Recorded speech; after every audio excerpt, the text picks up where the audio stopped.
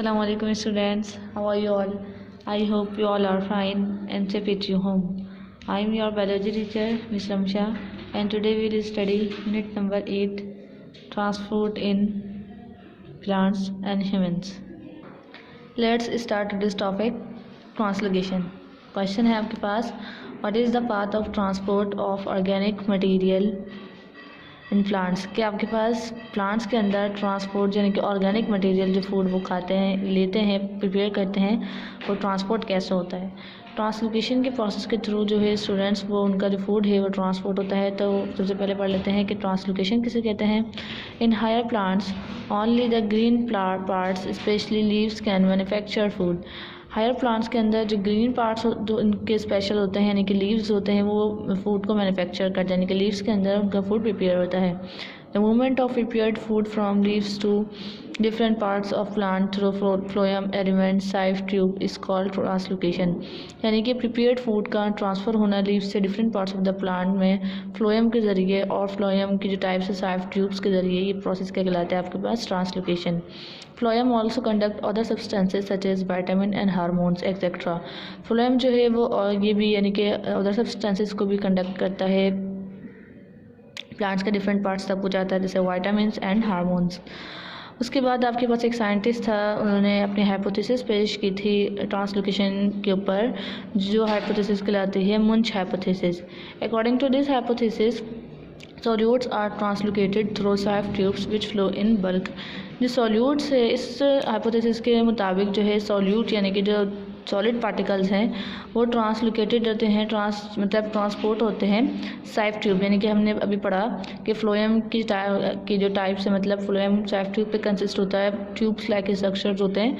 तो आपके पास ये कह रहे हैं कि सॉल्यूट जो है वो साइफ ट्यूब के अंदर ट्रांसपोर्ट होता है, ठीक है, लीव्स से और रूट से। यानी कि जो आपके पास ये मुंच हाइपोथेसिस में ये बताया है कि यानी कि प्रिपेयर्ड फूड जो है वो लीफ के अंदर तैयार होता है, अब वो रूट्स तक जो है वो ट्रांसपोर्ट होता है किसके ज़रिए? टर्गर प्रेशर के ज़रिए। स्टूडेंट हम पढ़ चुके हैं टर्गर प्रेशर क्या है, कि लीव्स के अंदर जब फूड के अमाउंट जो है कि क्वांटिटी बहुत ज़्यादा हो जाती है तो फूड का प्रेशर क्रिएट हो जाता है वहाँ पर, तो उसको हम क्या बोलते हैं? टर्गर प्रेशर बोलते हैं। जब तो मुंच हाइपोथेसिस उसी पर बनाई गई है कि फूड जब लीव्स के अंदर फूड जो प्रिपेयर हो जाता है उनका टर्गर प्रेशर जो है वो ज़्यादा हो जाता है, फिर लीव्स के ज़रिए जो है पूरे प्लांट की बॉडी में यानी कि रूट्स तक भी उसको फूड को ट्रांसपोर्ट किया जाता है, और वो किसके ज़रिए आता है? साइफ ट्यूब के ज़रिए। मैकेनिज्म क्या है कि किस तरीके से होता है ये process?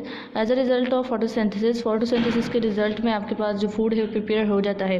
The supply and leaves have a large amount of organic solutes.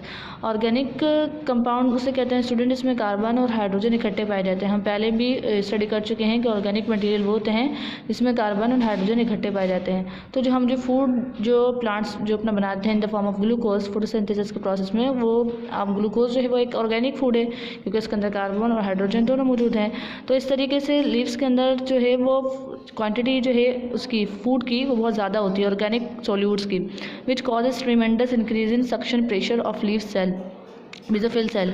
तो इसमें क्या होता है, जब फूड लीफ के अंदर ज़्यादा प्रिपेयर हो जाता है तो एक प्रेशर क्रिएट हो जाता है, ठीक है, कि क्या कह रहे हैं कि जो है वो प्रेशर सक्सेशन प्रेशर जो है वो मेसोफिल लीव्स के अंदर सेल्स पाए जाता है, सब मेसोफिल सेल्स कहते हैं, उनके अंदर क्या होता है कि प्रेशर क्रिएट हो जाता है and they draw water from xylem to the leaf, जिसके ज़रिए फिर क्या होता है आपके पास ये फूड वगैरह वाटर जो है जाइलम लीफ के अंदर वो उसके अंदर भी प्रेशर बहुत ज़्यादा रहता है। तो as consequence the turgor pressure is increased, और टर्गर प्रेशर भी इंक्रीज रहता है, यानी कि वाटर का प्रेशर भी इंक्रीज हो रहा है और आपके पास क्या हो रहा है? फूड का प्रेशर भी इंक्रीज हो रहा है लीफ के अंदर।